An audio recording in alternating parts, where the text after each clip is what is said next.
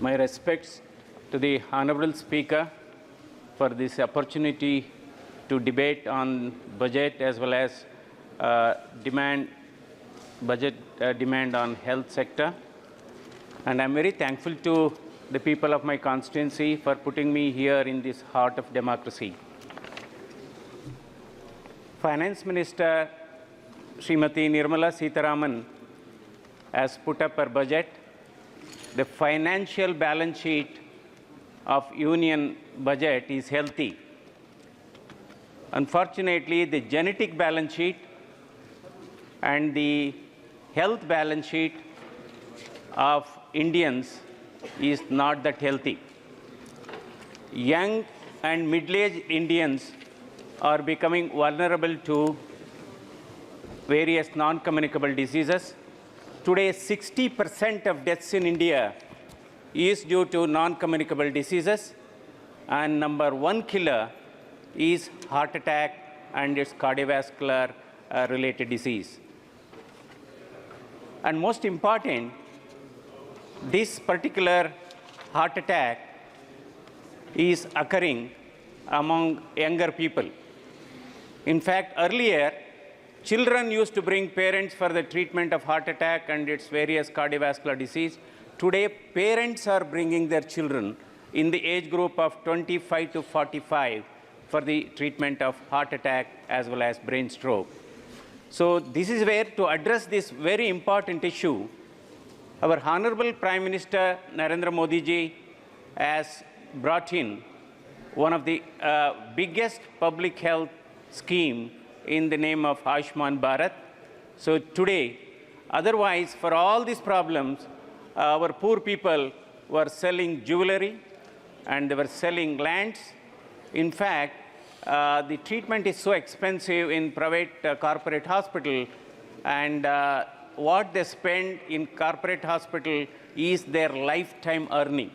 To address this issue, the Ayushman Bharat is in place ever since 2018, September 23rd, and till now we have treated under the scheme more than 6 lakh crore beneficiaries have been treated, and 65% of the population, at least 65 crores have been benefited. They are the Ayushman Bharat beneficiary. Why I am stressing this heart attack issue? Because heart attack today is no more a disease of elite class, is no more a disease of rich people. It is equally increasing among poor people, farmers, villagers, laborers, and even underprivileged. And the treatment of heart attack is time-driven. For every 30 minutes of delay in initiating treatment for heart attack, risk of death increases by 7%.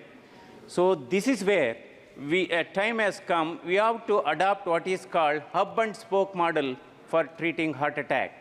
The spoke hospitals has to be taluk hospitals, and hub hospital has to be the tertiary care hospital in nearby bigger cities.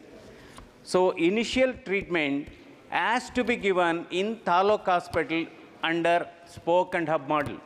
We have what is called one minute injection of clot dissolving drug. If that medicine, a simple injection in an ordinary MBBS doctor can do with little bit of awareness, if it is given within the first 3 to 6 hours of heart attack, risk of death comes down by 20% to 5%.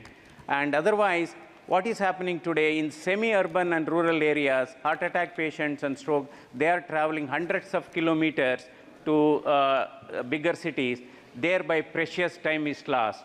So as a result, today Ayushman Bharat covers all these expenses. So I was part of this hub and spoke model of heart attack treatment in our state of Karnataka. We have implemented in 45 taluks. Now it is being expanded to 90 taluks. It is in place in some other states also, like Tamil Nadu, Goa, Maharashtra, Orissa. So India should adopt this spoke and hub model of treating heart attack patients across the country, so that the patient with heart attack should get heart attack treatment at the doorstep in Taluk Hospital within that golden hour. If that treatment is given after 12 hours, now the model how it works, initial treatment is given at this peripheral rural hospital, and the injection is given, which cost about 18,000 rupees. It is covered under the scheme, and with usage, as usage goes up, it would be available even for a lesser cost. Then after 3 to 6 hours of giving this injection, they are shifted to nearby bigger places where angioplasty and stent procedures are available.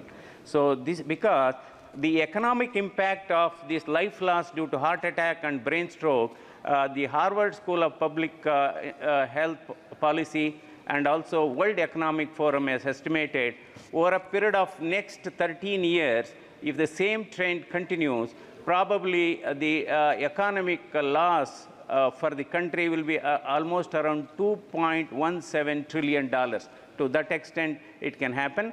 And hub-and-spoke model is another thing. The stent that was used for fixing the blockage of the arteries of the heart, which was costing 70 to 80,000 rupees earlier, due to the intervention by Honorable Prime Minister and the Health Minister, now the cost of the stent has been reduced from 80,000 to 25,000, which is a great boon to the poor patients of India across all states. Another important thing is we are talking about this Janaushadhi Kendra, which as my honorable other members have already talked, because there are 10 crore diabetics in India. Another 10 crores are on the verge of becoming diabetic, and it's a lifelong medication. As a result, Honorable Prime Minister has opened nearly 12,000 Janaushadhi Kendra, which is going to be of a great help. So there was a criticism about Ayushman Bharat. The package rates are not that very remunerative. As a result, private hospitals are not getting empaneled. But the latest package revision that occurred in 2022 has given a very decent package rate. Now probably, and another important thing, the health subject, medical education subject is also a state subject. So now what is happening, the time has come, we have to strengthen the existing hospitals. We have to strengthen the existing medical colleges with manpower, technicians, and staff nurses. That is where we are lacking. So theme should be we are only talking about construction of hospital, construction of medical colleges, construction of AIIMS. The theme should move from construction to creation of post. From creation of post, it should move on to recruitment. So that will put up, because India has got a great talent pool. Today we have close to 14 lakh allopathic doctors and 5 lakh we have Ayush doctors. Our target is just another 3 lakh doctors are required. In the last 10 years, there is an exponential increase in the number of medical colleges. My hearty congratulations to our Honorable Prime Minister and the Honorable Health Ministry, because today there are 386 government colleges and 326, but most importantly, yes, we are going to reach this number, strategic number, in about 2 years. But most important, I have a strong feeling. My suggestion would be, yes, we should have more medical colleges, but number of seats should not exceed 150. Number of seats should not exceed 150, because in many medical colleges today, there are more medical students than the patients. As a result, they are not getting hands-on experience. Undercooked and under-trained doctors are more harmful than the disease. That is one thing.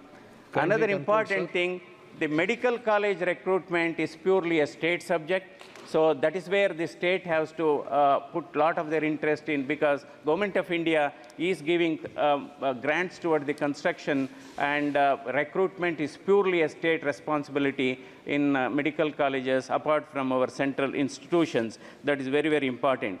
Another way of because today India, every year we are admitting 107,000 MBBS seats, which was just 40,000 about 10 years ago.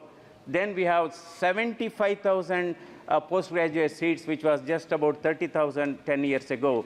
There is a phenomenal increase in the number of seats, both MD as well as MS seats.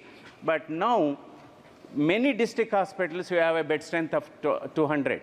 So I think we have to be innovative in this way. Rather than starting a conventional, traditional medical college, in these 200-bedded district hospital, we can start a postgraduate medical college.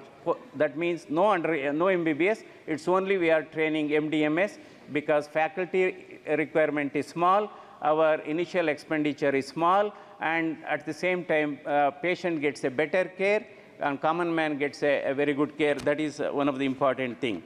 So, yes, cancer, Honorable Finance Minister has waived off the custom tax and couple of cancer drugs. My suggestion would be better to include, because cervical cancer is third